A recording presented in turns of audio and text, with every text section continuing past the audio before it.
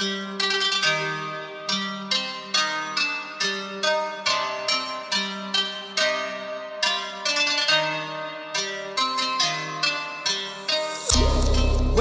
to the Ardent Archives, a ministry of North Clay Baptist Church.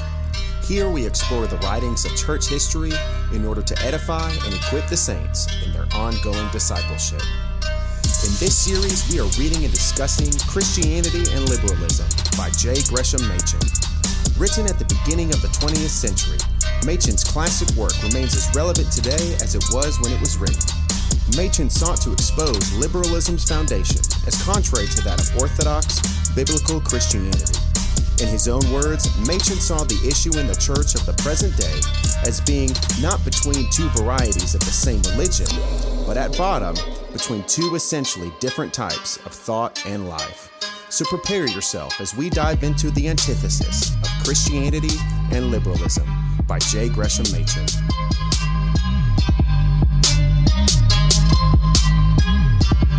Introduction. The purpose of this book is not to decide the religious issue of the present day, but merely to present the issue as sharply and clearly as possible, in order that the reader may be aided in deciding it for himself.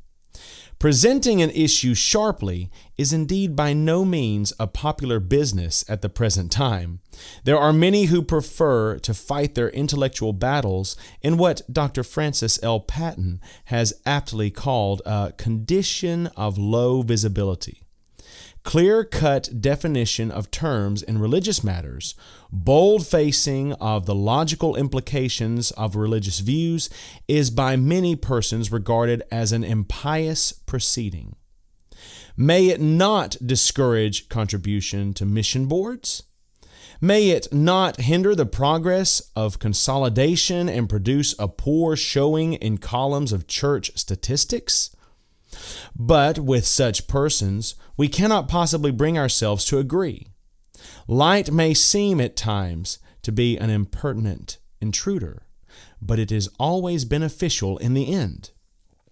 The type of religion which rejoices in the pious sound of traditional phrases, regardless of their meanings, or shrinks from controversial matters, will never stand amid the shocks of life. In the sphere of religion, as in other spheres, the things about which men are agreed are apt to be the things that are least worth holding. The really important things are the things about which men will fight. In the sphere of religion, in particular, the present time is a time of conflict. The great redemptive religion, which has always been known as Christianity, is battling against a totally diverse type of religious belief, which is only the more destructive of the Christian faith because it makes use of traditional Christian terminology. This modern, non-redemptive religion is called modernism or liberalism. Both names are unsatisfactory.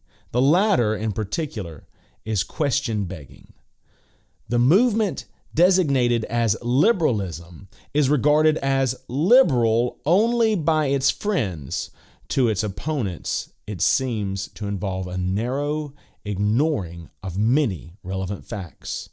And indeed, the movement is so various in its manifestations that one may almost despair of finding any common name which will apply to all its forms. But manifold as are the forms in which the movement appears, the root of the movement is one. The many varieties of modern liberal religion are rooted in naturalism. That is, in the denial of any entrance of the creative power of God, as distinguished from the ordinary course of nature, in connection with the origin of Christianity. The word naturalism is here used in a sense somewhat different from its philosophical meaning.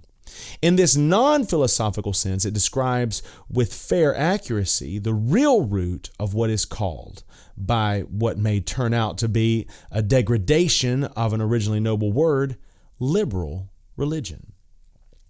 The rise of this modern naturalistic liberalism has not come by chance, but has been occasioned by important changes which have recently taken place in the conditions of life. The past 100 years have witnessed the beginning of a new era in human history, which may conceivably be regretted, but certainly cannot be ignored, by the most obstinate conservatism. The change is not something that lies beneath the surface and might be visible only to the discerning eye. On the contrary, it forces itself upon the attention of the plain man at 100 points. Modern inventions and the industrialism that has been built upon them have given us, in many respects, a new world to live in. We can no more remove ourselves from that world than we can escape from the atmosphere that we breathe. But such changes in the material conditions of life do not stand alone. They have been produced by mighty changes in the human mind, as in their turn they themselves give rise to further spiritual changes. The industrial world of today has been produced not by blind forces of nature, but by the conscious activity of the human spirit. It has been produced by the achievements of science. The outstanding feature of recent history is an enormous widening of human knowledge, which has gone hand in hand with such perfecting of the instrument of investigation that scarcely any limits can be assigned to future progress in the material realm. The application of modern scientific methods is almost as broad as the universe in which we live. Though the most palpable achievements are in the sphere of physics and chemistry, the sphere of human life cannot be isolated from the rest, and with the other sciences there has appeared, for example, a modern science of history, which, with psychology and sociology and the like, claims, even if it does not deserve, full equality with its sister sciences. No department of knowledge can maintain its isolation from the modern lust of scientific conquest. Treaties of inviolability, though hallowed by all the sanctions of age-long tradition, are being flung ruthlessly to the winds. In such an age, it is obvious that every inheritance from the past must be subject to searching criticism, and as a matter of fact, some convictions of the human race have crumpled to pieces in the test. Indeed, dependence on any institution upon the past is now sometimes even regarded as furnishing a presumption, not in favor of it, but against it. So many convictions have had to be abandoned that men have sometimes come to believe that all convictions must go. If such an attitude be justifiable, then no institution is faced by a stronger hostile presumption than the institution of the Christian religion. For no institution has based itself more squarely upon the authority of a bygone age. We are not now inquiring whether such policy is wise or historically justifiable. In any case, the fact itself is plain that Christianity during many centuries has consistently appealed for the truth of its claims not merely and not even primarily to current experience, but to certain ancient books, the most recent of which was written some 1900 years ago. It is no wonder that the appeal is being criticized today, for the writers of the books in question were no doubt men of their own age, whose outlook upon the material world, judged by modern standards, must have been of the crudest and most elementary kind. Inevitably, the question arises whether the opinions of such men can ever be normative for men of the present day. In other words, whether first century religion can ever stand in company with 20th century science. However the question may be answered, it presents a serious problem to the modern church. Attempts are indeed sometimes made to make the answer easier than at first sight it appears to be. Religion, it is said, is so entirely separate from science that the two, rightly defined, cannot possibly come into conflict. This attempt at separation, as it is hoped the following pages may show, is open to objections of the most serious kind. But what must now be observed is that even if the separation is justifiable, it cannot be effected without effort. The removal of the problem of religion and science itself constitutes a problem. For, rightly or wrongly, religion during the centuries has, as a matter of fact, connected itself with a host of convictions, especially in the sphere of history, which may form the subject of scientific investigation. Just as scientific investigators, on the other hand, have sometimes attached themselves, again, rightly or wrongly, to conclusions which impinge upon the innermost domain of philosophy and of religion. For example, if any simple Christian of 100 years ago, or even today, were asked what would become of his religion if history should prove indubitably that no man called Jesus ever lived and died in the first century of our era, he would undoubtedly answer that his religion would fall away. Yet the investigation of events in the first century in Judea, just as much as in Italy or in Greece, belongs to the sphere of scientific history. In other words, our simple Christian, whether rightly or wrongly, whether wisely or unwisely, has, as a matter of fact, connected his religion in a way that to him seems indissoluble with convictions about which science also has a right to speak. If, then, those convictions, ostensibly religious, which belong to the sphere of science, are not really religious at all, the demonstration of that fact is itself no trifling task. Even if the problem of science and religion reduces itself to the problem of disentangling religion from pseudo-scientific accretions, the seriousness of the problem is not thereby diminished. From every point of view, therefore, the problem in question is the most serious concern of the church. What is the relation between Christianity and modern culture? May Christianity be maintained in a scientific age? It is this problem which modern liberalism attempts to solve. Admitting that scientific objections may arise against the particularities of the Christian religion, against the Christian doctrines of the person of Christ and the redemption through his death and resurrection, the liberal theologian seeks to rescue certain of the general principles of religion, of which these particularities are thought to be mere temporary symbols, and these general principles he regards as constituting the essence of Christianity. It may well be questioned, however, whether this method of defense will really prove efficacious, for after the apologist has abandoned his outer defenses to the enemy and withdrawn into some inner citadel, he will probably discover that the enemy pursues him even there. Modern materialism, especially in the realm of psychology, is not content with occupying the lower quarters of the Christian city, but pushes its way into all the higher reaches of life. It is just as much opposed to the philosophical idealism of the liberal preacher as to the biblical doctrines that the liberal preacher has abandoned in the interests of peace. Mere concessiveness, therefore, will never succeed in avoiding the intellectual conflict. In the intellectual battle of the present day, there can be no peace without victory. One side or the other must win. As a matter of fact, however, it may appear that the figure which has just been used is altogether misleading. It may appear that what the liberal theologian has retained after abandoning to the enemy one Christian doctrine after another is not Christianity at all, but a religion which is so entirely different from Christianity as to belong in a distinct category. It may appear further that the fears of the modern man as to Christianity were entirely ungrounded, and that in abandoning the embattled walls of the city of God, he has fled in needless panic into the open plains of a vague, natural religion, only to fall an easy victim to the enemy who ever lies in ambush there.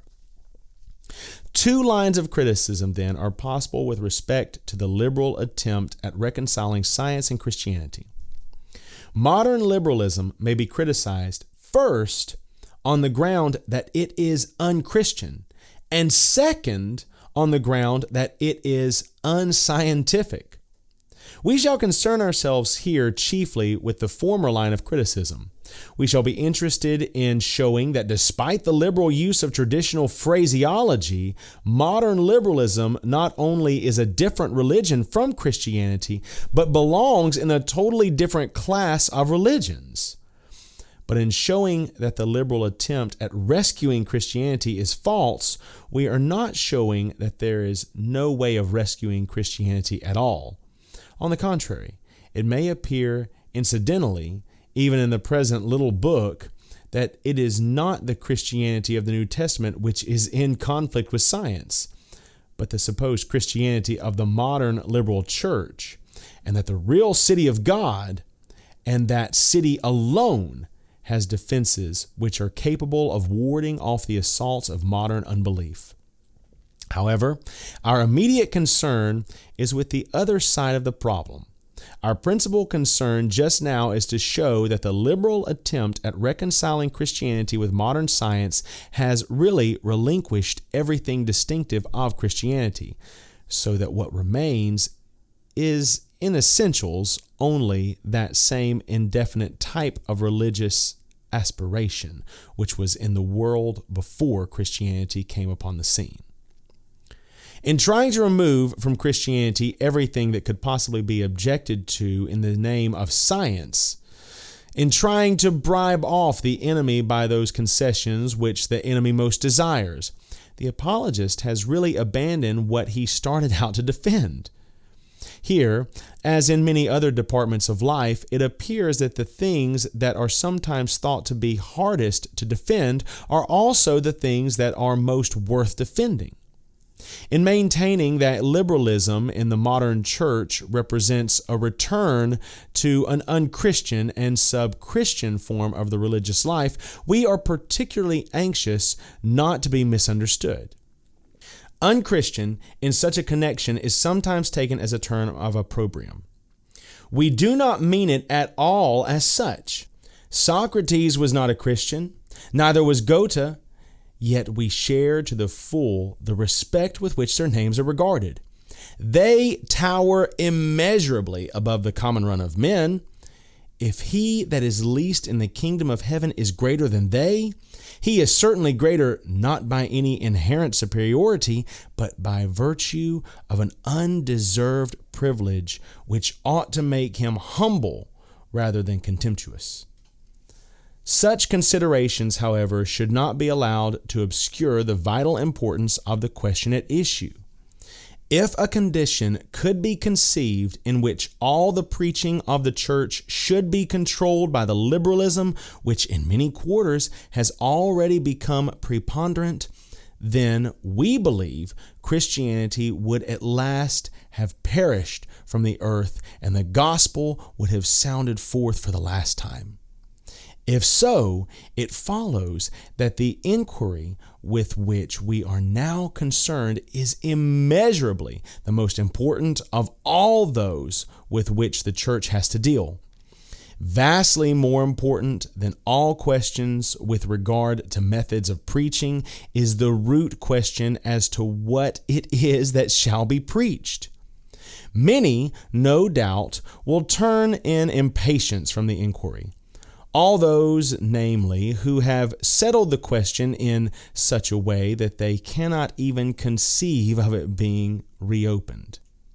Such, for example, are the pietists, of whom there are still many.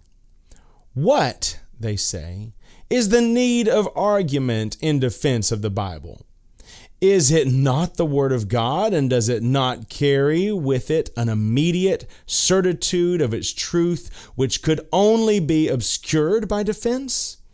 If science comes into contradiction with the Bible, so much the worse for science.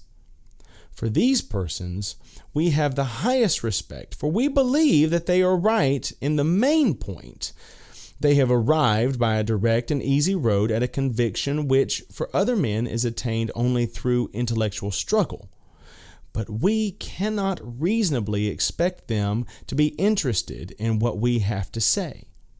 Another class of uninterested persons is much more numerous. It consists of those who have definitely settled the question in the opposite way. By them, this little book, if it ever comes into their hands, will soon be flung aside as only another attempt at defense of a position already hopelessly lost. There are still individuals, they will say, who believe that the earth is flat. There are also individuals who defend the Christianity of the church, miracles and atonement and all. In either case, it will be said the phenomenon is interesting as a curious example of arrested development, but is nothing more. Such a closing of the question, however, whether it approve itself finally or no, is in its present form based upon a very imperfect view of the situation. It is based upon a grossly exaggerated estimate of the achievements of modern science. Scientific investigation, as has already been observed, has certainly accomplished much. It has in many respects produced a new world. But there is another aspect of the picture which should not be ignored. The modern world represents, in some respects, an enormous improvement over the world in which our ancestors lived, but in other respects, it exhibits a lamentable decline. The improvement appears in the physical conditions of life, but in the spiritual realm, there is a corresponding loss. The loss is clearest, perhaps, in the realm of art. Despite the mighty revolutions which has been produced in the external conditions of life, no great poet is now living to celebrate the change. Humanity has suddenly become dumb. Gone, too, are the great painters and the great musicians and the great sculptors. The art that still subsists is largely imitative, and where it is not imitative, it is usually bizarre. Even the appreciation of the glories of the past is gradually being lost. Under the influence of the utilitarian education that concerns itself only with the production of physical well-being, the outline of history of Mr. H.G. Wells, with its contemptuous neglect of all the higher ranges of human life, is a thoroughly modern book. This unprecedented decline in literature and art is only one manifestation of a more far-reaching phenomenon. It is only one instance of that narrowing of the range of personality which has been going on in the modern world. The whole development of modern society has tended mightily toward the limitation of the realm of freedom for the individual man. The tendency is most clearly seen in socialism. A socialistic state would mean the reduction to a minimum of the sphere of individual choice. Labor and recreation under a socialistic government would both be prescribed, and individual liberty would be gone. But the same tendency exhibits itself today even in those communities where the name of socialism is most abhorred. When once the majority has determined that a certain regime is beneficial, that regime, without further hesitation, is forced ruthlessly upon the individual man. It never seems to occur to modern legislators that although welfare is good, forced welfare may be bad. In other words, utilitarianism is being carried out to its logical conclusions. In the interests of physical well-being, the great principles of liberty are being thrown ruthlessly to the winds. The result is an unparalleled impoverishment of human life. Personality can only be developed in the realm of individual choice, and that realm, in the modern state, is being slowly but steadily contracted. The tendency is making itself felt especially in the sphere of education. The object of education, it is now assumed, is the production of the greatest happiness for the greatest number. But the greatest happiness for the greatest number, it is assumed further, can be defined only by the will of the majority. Idiosyncrasies in education, therefore, it is said, must be avoided, and the choice of schools must be taken away from the individual parent and placed in the hands of the state. The state then exercises its authority through the instruments that are ready to hand. And at once, therefore, the child is placed under the control of psychological experts, themselves without the slightest acquaintance with the higher realms of human life, who proceed to prevent any such acquaintance being gained by those who come under their care. Such a result is being slightly delayed in America by the remnants of the Anglo-Saxon individualism. But the signs of the times are all contrary to the maintenance of this halfway position. Liberty is certainly held by but a precarious tenure when once its underlying principles have been lost. For a time, it looked as though the utilitarianism which comes into vogue in the middle of the 19th century would be a purely academic matter without influence upon daily life. But such appearances have proved to be deceptive. The dominant tendency, even in a country like America, which formerly prided itself on its freedom from bureaucratic regulations of the details of life, is toward a drab utilitarianism in which all higher aspirations are to be lost. Manifestations of such a tendency can easily be seen. In the state of Nebraska, for example, a law is now in force according to which no instruction in any school in the state, public or private, is to be given through the medium of a language other than English. And no language other than English is to be studied even as a language until the child has passed an examination before the county superintendent of education showing that the 8th grade has been passed. In other words, no foreign language, apparently not even Latin or Greek, is to be studied until the child is too old to learn it well. It is in this way that modern collectivism deals with a kind of study which is absolutely essential to all genuine mental advance. The minds of the people of Nebraska and of any other states where similar laws prevail are to be kept by the power of the state in a permanent condition of arrested development. It might seem as though with such laws, obscurantism has reached its lowest possible depths. But there are depths lower still. In the state of Oregon, on Election Day, 1922, a law was passed by a referendum vote in accordance with which all children in the state are required to attend the public schools. Christian schools and private schools, at least in the all-important lower grades, are thus wiped out of existence. Such laws, which if the present temper of the people prevails, will probably soon be extended far beyond the bounds of one state, which will mean, of course, the ultimate destruction of all real education. When one considers what the public schools of America in many places already are, their materialism, their discouragement of any sustained intellectual effort, their encouragement of the dangerous pseudoscientific fads of experimental psychology, one can only be appalled by the thought of a commonwealth in which there is no escape from such a soul-killing system. But the principle of such laws and their ultimate tendency are far worse than the immediate results. A public school system in itself is indeed of enormous benefit to the race. But it is of benefit only if it is kept healthy at every moment by the absolutely free possibility of the competition of private schools. A public school system, if it means the providing of free education for those who desire it, is a noteworthy and beneficent achievement of modern times. But when once it becomes monopolistic, it is the most perfect instrument of tyranny which has yet been devised. Freedom of thought in the Middle Ages was combated by the Inquisition, but the modern method is far more effective.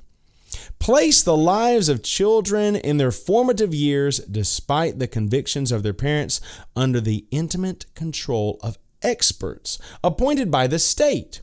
Force them then to attend schools where the higher aspirations of humanity are crushed out and where the mind is filled with the materialism of the day, and it is difficult to see how even the remnants of liberty can subsist. Such a tyranny, supported as it is by a perverse technique used as the instrument in destroying human souls, is certainly far more dangerous than the crude tyrannies of the past, which, despite their weapons of fire and sword, permitted thought at least to be free. The truth is that the materialistic paternalism of the present day, if allowed to go on unchecked, will rapidly make of America one huge main street where spiritual adventure will be discouraged and democracy will be regarded as consisting in the reduction of all mankind to the proportions of the narrowest and least gifted of the citizens.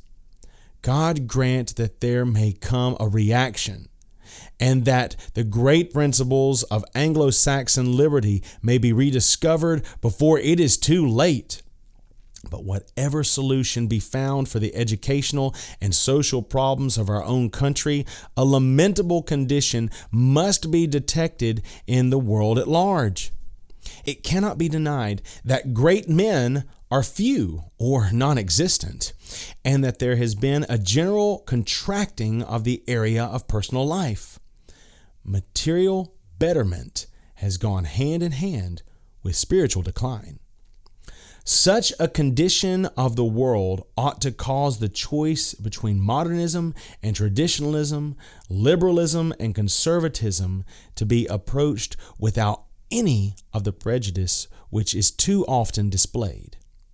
In view of the lamentable defects of modern life, a type of religion certainly should not be commended simply because it is modern or condemned simply because it is old. On the contrary, the condition of mankind is such that one may well ask what it is that made the men of the past generation so great and the men of the present generation so small. In the midst of all the material achievements of modern life, one may well ask the question whether in gaining the whole world we have not lost our own soul. Are we forever condemned to live the sordid life of utilitarianism? Or is there some lost secret which, if rediscovered, will restore to mankind something of the glories of the past? Such a secret the writer of this little book would discover in the Christian religion. But the Christian religion which is meant is certainly not the religion of the modern liberal church, but a message of divine grace, almost forgotten now, as it was in the Middle Ages, but destined to burst forth once more in God's good time, in a new reformation, and bring light and freedom to mankind. What that message is can be made clear, as is the case with all definition, only by way of exclusion, by way of contrast. In setting forth the current liberalism, now almost dominant in the church, over against Christianity, we are animated, therefore, by no merely negative or polemic purpose. On the contrary, by showing what Christianity is not, we hope to be able to show what Christianity is, in order that men may be led to turn from the weak and beggarly elements and have recourse again to the grace of God.